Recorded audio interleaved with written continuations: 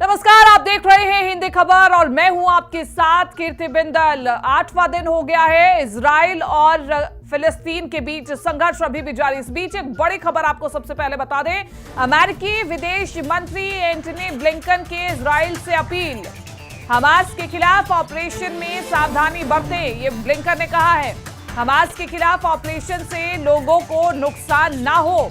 कल फिलिस्तीन के राष्ट्रपति से मिले थे एंटनी ब्लिंकन और आज ये बयान आना अपने आप में एक बड़ी बात।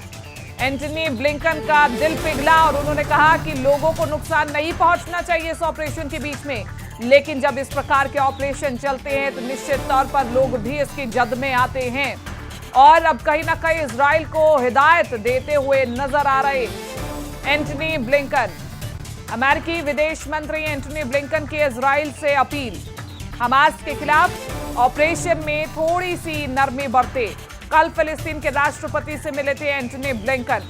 तो देखिए, अमेरिका इस वक्त इजराइल के साथ खड़ा है, लेकिन अगर फिलिस्तीन के मंत्रियों से मुलाकात होती है तो फिलिस्तीन के राष्ट्रपति से मुलाकात के बाद एंटनी ब्लिंकन का बयान बदल जाता है और ये कई संकेत देता है कि आखिरकार ये बयान क्यों बदल रहे हैं। आखिरकार अब इजराइल को क्यों कहा जा रहा है कि थोड़ी सी नरमी बरती जाए। तस्वीरें सबसे पहले आप देखिए हिंदी खबर से, ये जो तमाम तस्वीरें देख रहे हैं, सबसे पहले आप देख रहे हैं अभी भी जो धुआं है वो शांत नहीं हुआ है।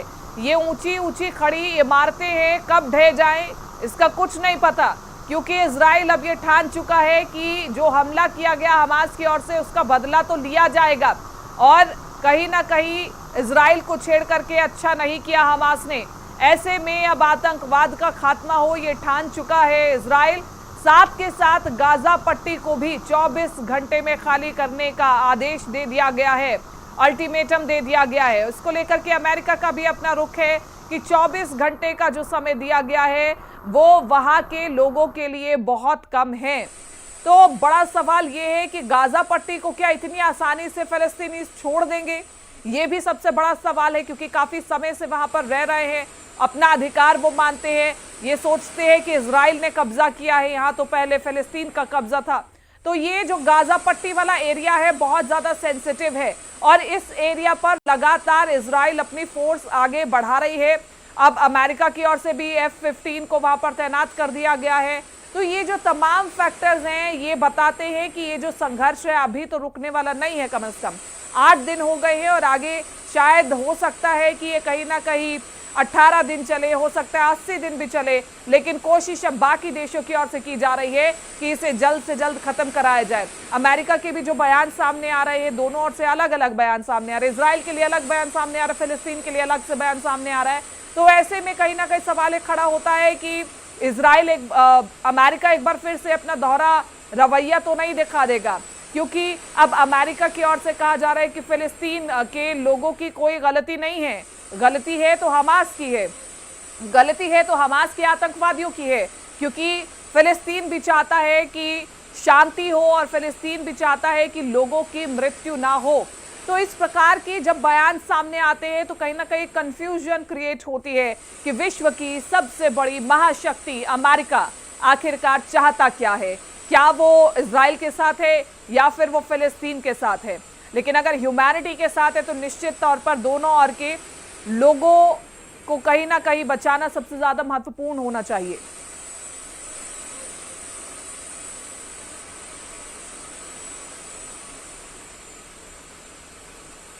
तो दोनों ओर से परिस्थितियां हम आपको बता रहे हैं, समझा रहे हैं और इसी के साथ साथ हमारे साथ कुछ मेहमान जुड़े हुए हैं, उनका परिचय मैं आप सभी से करा देती हूं और उसके बाद हम चर्चा करेंगे। कर्नल विवेक शर्मा जो कि रिटायर्ड रक्षा विशेषज्ञ हैं, उनका मैं स्वागत करूंगी इस चर्चा में। कमांडर भूषण दीवान जी हमारे साथ जुड़ चुके हैं, वो भी रिटायर्ड रक्षा विशेषज्ञ है। कमांडर भूषण दीवान जी, आपका भी इस चर्चा में बहुत बहुत स्वागत है।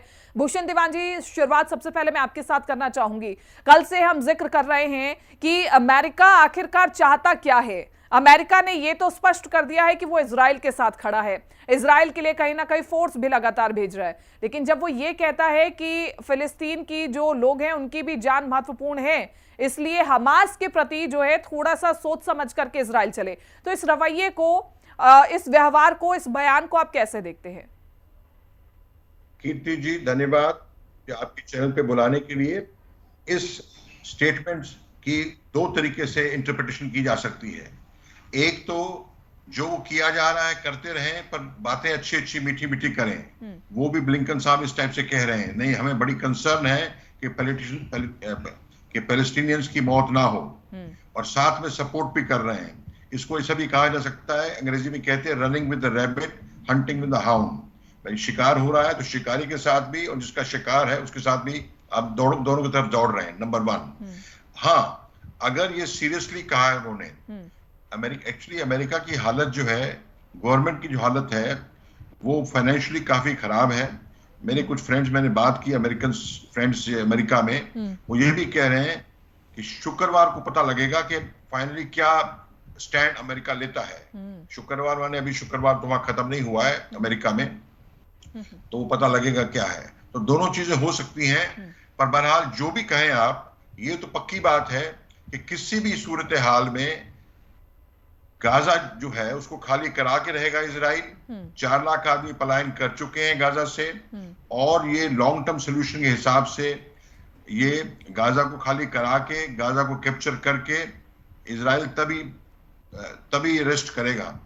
और अभी इजिप्ट भी चाहता है कि पलायन ना हो, पर पलायन के अलावा कोई तरीका नहीं है। पिक्चरें आ रही हैं, लोग सामान लेके भाग रहे हैं। वहां आबादी 20 लाख है लगभग, और 4 लाख भाग चुके हैं। तो भागते रहेंगे, और ये 10 दिन, 8 दिन, 10 दिन, 12 दिन जो भी है, लड़ाई चलेगी। उससे भी ज्यादा अगर चली, और नंबर 1 और नंबर 2 और भी देश अगर जुड़ते गए, तो ये जो है भयानक मोड़ भी ले सकता है। निश्चित तौर पर, क्योंकि अब देखिए लेबनान भी कहीं ना कहीं समर्थन में आ गया फिलिस्तीन के, और आप वाकई सही कह रहे हैं कि अगर इस प्रकार से अलग अलग देश दोनों की ओर से अलग अलग तरह से समर्थन दे तो कहीं ना कहीं एक भयानक मोड़ भी आ सकता है। बिल्कुल सही कह रहे हैं आप। लेकिन मैं चर्चा में एक बार विवेक शर्मा जी को भी जोड़ लेती हूँ। कर्नल विवेक शर्मा जी भी हमारे साथ बने हुए हैं।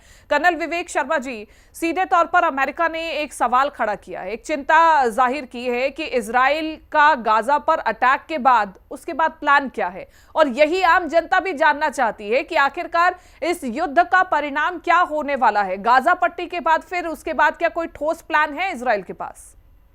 कीर्ति जी, सबसे पहले आपका बहुत बहुत शुक्रिया चैनल में बुलाने के लिए।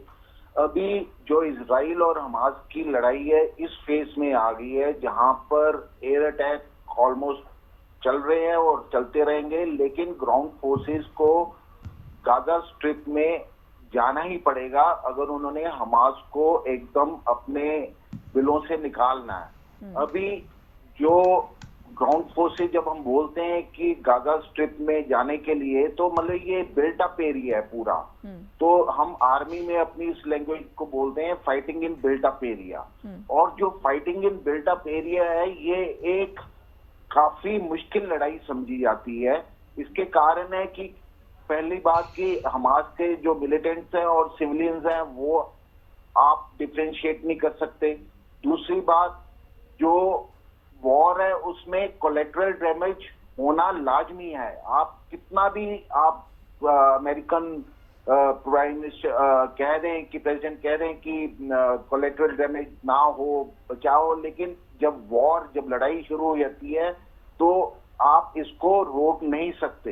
तो उसका कारण सिर्फ एक ही सॉल्यूशन है, अगर गाजा स्ट्रिप को खाली किया जाए। लेकिन अभी ये है कि इतनी आबादी है, अगर नॉर्दर्न गाजा से सदर्न गाजा में भी जाते हैं तो उसको भी टाइम लगेगा। ऊपर से जो फ्यूल अवेलेबल नहीं है और रिसोर्सेज भी अवेलेबल नहीं है, तो it's a big issue for Palestine also, for the Israel also, और सबके लिए एक है कि हमास को खत्म करना है, इसमें कोई दो राय नहीं है। अभी उसको खत्म करने का तरीका एक ही है कि ग्राउंड फोर्सेस को बिल्ट अप एरिया में जाना पड़ेगा। और बिल्ट अप एरिया में अगर आपने सुना होगा न्यूज में, तो अभी गाजा में उन्होंने टनल बनाई हुई है, एक डिफेंसिव टनल और एक ऑफेंसिव टनल। ऑफेंसिव टनल जो इजराइल की तरफ है, डिफेंसिव जो सिविलियन मूवमेंट के लिए है। तो अभी जितने भी हमास के मिलिटेंट्स है, हमास जो है वो अपनी हाइड आउट में जा चुके होंगे, और ऊपर जो सिविलियंस हैं उनकी कैजुअलिटीज को कैसा रोका जाए। निश्चित तौर पर मुट्ठी भर हमास के आतंकवादी क्या कुछ कर जाए आगे पता नहीं। अभी आपके पास लौटेंगे। एक बड़ी खबर आ रही है इस बीच, इजराइल हमास के बीच जंग तेज हो गई है। इजराइल पर लेबनान सेना का हमला, लेबनान का पहले बार इजराइल पर हमला है। तो देखिए बड़ी खबर आपको बता रहे हैं, पहले ईरान और अब लेबनान। ईरान की ओर से तो अभी सिर्फ ऐलान ही किया गया था, लेबनान की तरफ से तो हमला कर ही दिया गया है। लेबनान की तरफ से पहली बार इजराइल पर हमला किया गया है। हमारे साथ कुमार भूषण जी लगातार बने हुए हैं। कुमार भूषण जी, आप अपनी बात भी कंप्लीट करें, दूसरा आप इसे कैसे देख रहे हैं? लेबनान ने इजराइल पर हमला कर दिया है, इसे कितना जोरदार इसे कहें कि प्रहार किया गया है इजराइल पर? ये समय बता रहा था, देर सवेर ये होना ही था, ये हुआ है। हिजबुल्लाह जो है लेबनान में भी है, सीरिया में भी है, और इतिहास रहा है हिजबुल्लाह हमेशा अटैक करता है नॉर्थ से, साउथ लेबनान से नॉर्थ पर, और वहाँ ये वो भी ईरान से सपोर्टेड है। ये चीज़ आगे बढ़े वो करना ही है उन्होंने, पर काफ़ी, और गोलान हाइट्स जो है वो सीरिया की फेस किए हुई है। तो 50 साल पहले इजराइल ने गोलान हाइट्स कैप्चर कर ली थी सिमिलर यॉम किपुर वॉर के अंदर, तो उसको भी मेंटेन करने के लिए उन्होंने, इजराइल ने अपने टैंक्स तैनात कर दिए हैं। तो चीज़ आगे बढ़ेगी। पर मेरी समझ में इजराइल की आर्मी लेबनान के अटैक को, या इवन सीरिया का भी हो जाए, हैंडल करने के लिए सक्षम है। थोड़ी आपकी अनुमति से कीर्ति जी, जो 500 गाजा स्ट्रिप के अंदर जो अंडरग्राउंड टनल्स बनाई हैं, और कर्नल साहब कह रहे थे दो टाइप की हैं, बिल्कुल सही। उनका लेंथ ऑलमोस्ट 500 किलोमीटर है, और बहुत सोफिस्टिकेट तरीके से बनाई है। उसके अंदर रेलवे भी जा सकती है, समुद्र में जाकर के ये टनल्स खुलती हैं। निश्चित तौर पर ये एक बड़ी स्ट्रैटेजी है। अभी लौटेंगे आपके पास एक बड़ी खबर, गाजा पट्टी में घुसी इजराइल की सेना, इस वक्त की बड़ी खबर आपको बता रहे हैं। इधर से इजराइल भी आगे बढ़ रहा है। 24 घंटे में लोगों को गाजा छोड़ने के लिए कहा गया है। गाजा पट्टी में घुसी इजराइल की सेना। हालांकि इस 24 घंटे पर सवाल खड़ा हो रहा है कि कैसे मुमकिन हो पाएगा कि 24 घंटे में गाजा में रह रहे लोग उसे खाली कर देंगे। और लगातार गेस्ट हमारे साथ बने हुए हैं। विवेक जी, मैं आपके पास लौटूंगी, क्योंकि हम जिक्र कर रहे हैं लगातार गाजा पट्टी में जो लोग रह रहे हैं, इसके बारे में हम पहले भी आपसे चर्चा कर रहे थे। 24 घंटे का समय दे दिया गया इजराइल की ओर से कि 24 घंटे में खाली कर दिया जाए, और इजराइल लगातार आगे बढ़ रहा है। इस पर अमेरिका ने भी चिंता व्यक्त किया। हालांकि इजराइल के साथ अमेरिका खड़ा है, लेकिन अमेरिका ये चिंता व्यक्त कर रहा है कि 24 घंटे जो है वो बहुत कम समय है गाजा पट्टी के लोगों के लिए।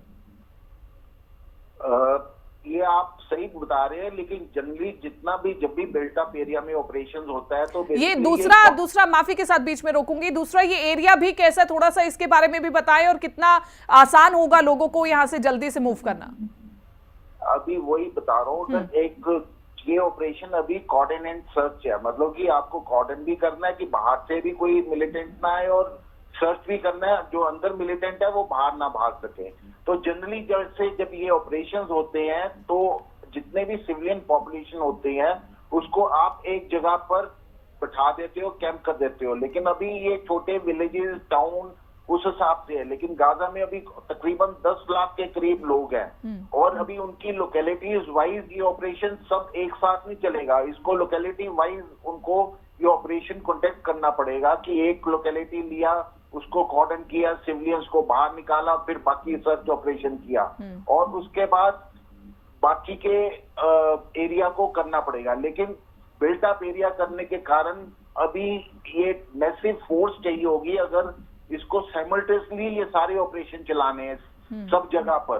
अगर डिफरेंट हो दो एरिया के बीच में तो करना इजी होगा, लेकिन अभी प्रॉब्लम ये है कि यहाँ पर 1 स्क्वायर किलोमीटर के करीब में तकरीबन 6300 लोग रहते हैं।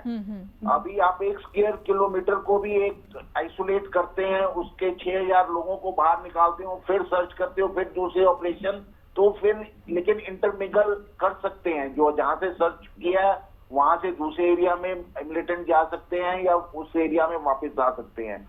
तो एक तो सोल्यूशन है कि पूरे के पूरे सिविलियंस निकल जाए, जिसके लिए टाइम कंज्यूमिंग है, टाइम लगेगा, और it's not a easy operation, but Israeli पक्का विल टेक सम टाइम, और इसको ऑपरेशन में हमास वाइप आउट होगा, इसमें मुझे निश्चित तौर पर इजराइल को समय लेना चाहिए थोड़ा। अभी लौट रहे हैं आपके पास एक बड़ी खबर। इजराइल एयरफोर्स ने 2 ड्रोन मार गिराए। दक्षिणी लेबनान से आए 2 ड्रोन मार गिराए हैं। गाजा में तत्काल मानवीय पहुंच की जरूरत है। गाजा की स्थिति खतरनाक है, यूएन चीफ ने कहा। इजरायली एयरफोर्स ने 2 ड्रोन मार गिराए। इसी के साथ साथ गाजा पट्टी के लिए भी चिंतित है यूएन चीफ और गाजा में तत्काल मानवीय सहायता पहुंचाने की बात कही जा रही है। फिलिस्तीन की अगर हम बात करें तो बड़े से बड़े हॉस्पिटल में लाशों की भरमार है। कहीं ना कहीं वहां पर लोगों के इलाज करने के लिए भी जगह नहीं बची है। स्थिति जो है वो बहुत भयावह होती जा रही है। ऐसे में इजराइल के ऊपर भी कहीं ना कहीं एक प्रेशर है, क्योंकि उसके साथ जो अमेरिका खड़ा है लगातार, वो भी दोनों ओर से बयानबाजी चल रही है। कर्नल कुमार भूषण जी, सीधा मैं आपसे सवाल पूछना चाहूंगी, जिस तरह से लेबनान ने अब हमला कर दिया है इजराइल के ऊपर, तो ऐसे में कितनी मुश्किल होगी इजराइल के लिए कि लेबनान से भी अटैक हो रहे हैं, दूसरा उन्होंने ये भी ठान लिया है कि गाजा स्ट्राइप पर भी जाना है और वहां पर भी हमला करना है। जैसे मैंने पहले कहा कीर्ति जी, मेरी समझ में इजराइल इस चीज को, लेबनान के अटैक को और साथ सेम टाइम गाजा स्ट्रिप की तरफ, मतलब ये 2 फ्रंट वॉर या 2.5 फ्रंट वॉर, 3 फ्रंट वॉर जो भी कहें, सीरिया भी जुड़ सकता है इसमें, इसको हैंडल करने में इजराइल मेरी समझ में अच्छी तरह सक्षम है। ठीक। और आप जो मैं आपको टनल्स की बात कर रहा था, टनल्स को तोड़ के लिए इजराइल जो है, वो खबर ये है कि रोबो इस्तेमाल करेंगे ताकि उनको ढूंढने के लिए आदमी ना मरे, इजरायली सोल्जर्स ना मरे, और टनल्स को ढूंढने के लिए और तबाह करने के लिए, और ढूंढने का पहला काम ढूंढना होता है, उसके बाद बंकर बॉम्ब्स या जो भी हैं उनसे करके उनको डिस्ट्रॉय करना है। तो ये चीज से आगे बढ़ेगा। और जहां तक आपने बात की कि 24 घंटे में 10 लाख 1 मिलियन लोग खाली कर दें, बिल्कुल, ये तो कहने की बात होती है, अर्जेंसी क्रिएट करने की बात होती है ताकि मैक्सिमम चले जाए। 4 लाख पहले जा चुके हैं और भी जाएंगे, मेरा ख्याल है सिविलियंस रुके नहीं। और चाइना ने निश्चित तौर पर क्या क्या स्थितियां बनेंगी यहाँ पर, ये देखना बहुत महत्वपूर्ण होगा। अभी आपके पास लौटेंगे। एक और बड़ी खबर हम आपको बता दें अपने दर्शकों को कि अमेरिकी राष्ट्रपति जो बाइडेन ने एक बड़ा बयान दिया है, जिसकी हम चर्चा लगातार कर रहे हैं। फिलिस्तीन के लोग भी हमास के खिलाफ है, ये जो बाइडेन ने कहा है, और फिलिस्तीन के लोग भी हमास के खिलाफ है। जो बाइडेन अगर ये कहते हैं तो इसके भी कई मायने हैं। जंग से परेशान है फिलिस्तीन के लोग और फिलिस्तीन के लोग हमास के खिलाफ है। क्या ऐसा हो सकता है? ऐसा संभव है? इस पर हम चर्चा करेंगे। कर्नल विवेक जी भी हमारे साथ बने हुए हैं। कर्नल विवेक जी, क्या ऐसा हो सकता है कि फिलिस्तीन भी हमास के खिलाफ हो? अगर ऐसा होता तो कहीं ना कहीं हमास का खात्मा तो फिलिस्तीन की तरफ से ही होना चाहिए था कि आपकी वजह से देखिए हमारे लोग मर रहे हैं। नहीं, आपने सही कहा, लेकिन जो भी इंसर्जेंसी होती है, जो भी अभी हमास है, ये इंसर्जेंसी नहीं है, ये हमास इजराइल के अगेंस्ट है। और जहां आप पैलेस्टीन हो सकता है कि पूरे सिविल जो पॉपुलेशन है दुखी हुई है लड़ाई से। और आपको जैसे पता होगा कि ये जो पैलेस्टीन के लोग काम करने जाते हैं इजराइल में, वहां पर उनको पेमेंट मिलती है, और पेमेंट भी काफी ज्यादा मिलती है जो उनके अपने देश पैलेस्टाइन में जो उनको मिलती है। तो वो सब जो सिविल एक आम आदमी है जो अपने हर बार को चलाता है, वो कभी लड़ाई नहीं चाहेगा, वो अपने बच्चों को, अपने परिवार को पालना चाहता है। लेकिन अभी हमास की गवर्नमेंट आपके इस गाजा स्ट्रिप में है, हमास पूरी पावर में है। तो आप और जितने भी ये रॉकेट्स आए हैं, ये आए हैं, सब स्मगल होके आए हैं। तो आम आदमी तो कुचलता ही है, वो तो बेचारा बेबस है। लेकिन जो हमास है, और ये भी है कि अगर पूरी पॉपुलेशन हमास के अगेंस्ट हो जाए और उनको उनके ही दिलों से निकाल के उनके अगेंस्ट लड़ाई करे, तो ये इजराइल को ये लड़ाई जीतना आसान होगा। बिल्कुल, लेकिन शायद बिल्कुल परिस्थितियां बिल्कुल अलग होगी। अभी आपके पास लौटेंगे। इस बीच एक बड़ी खबर, चूंकि हम आम जिंदगियों की चर्चा भी कर रहे हैं, तो ऐसे में जानना बहुत जरूरी हो जाता है कि कितने घंटे में कितनी लोगों की मौत हुई है। 24 घंटे में अगर 20 बच्चों की मौत हो जाती है तो ये बहुत अमानवीय है।